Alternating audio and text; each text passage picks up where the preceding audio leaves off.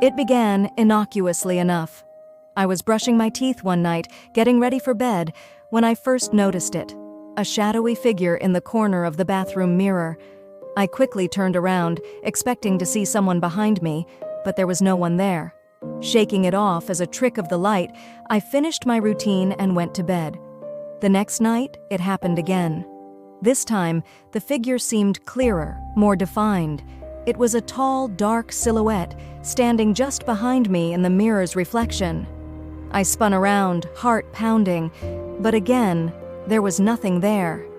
I told myself it was just my imagination and tried to forget about it. But the shadow persisted. Every night at midnight, it appeared in the mirror, always in the same spot, always just behind me. It didn't move or make any noise, it just stood there, watching. I began to dread going to the bathroom at night, but my curiosity got the better of me. One evening, I decided to confront the shadow. I waited until midnight, standing in front of the mirror. As the clock struck 12, the shadow appeared. My heart raced as I slowly reached out towards the mirror. My fingers touched the cool glass, but the shadow remained. I took a deep breath and spoke. "Who are you? What do you want?" For a moment, there was nothing but silence.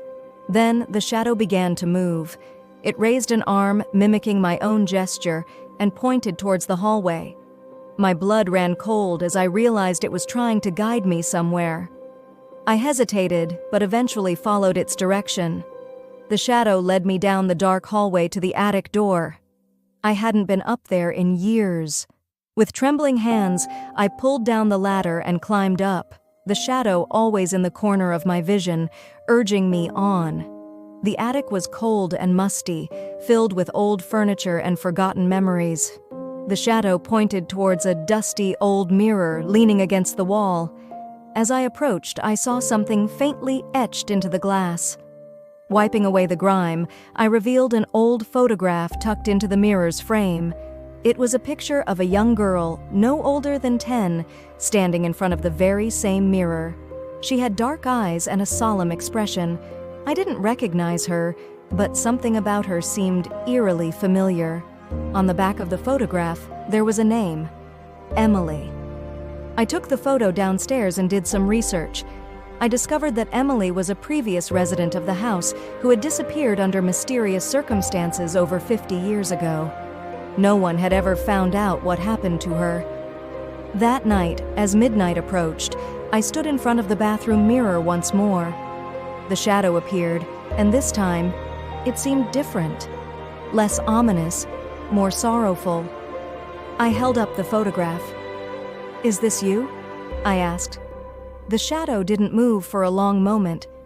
Then, slowly, it nodded. My heart ached for the lost girl trapped in my mirror. I didn't know how to help her, but I promised I would try. Over the following weeks, I searched for any information that could shed light on Emily's fate. I found old newspaper clippings and talked to neighbors who remembered her family. Piece by piece, I uncovered a tragic story of neglect and isolation. One evening, as I prepared for bed, I noticed something different in the mirror. The shadow was still there, but it seemed fainter, as if it was slowly fading away.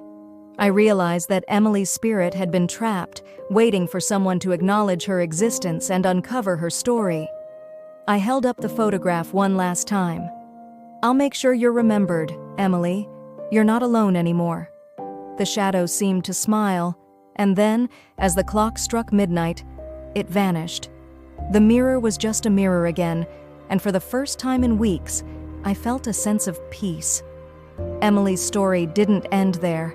I continued to share her tale, ensuring that her memory lived on. The house felt warmer, more inviting, as if a heavy burden had been lifted, and every night, as I stood in front of the mirror, I no longer saw the shadow, but I felt a comforting presence, knowing that Emily was finally at rest.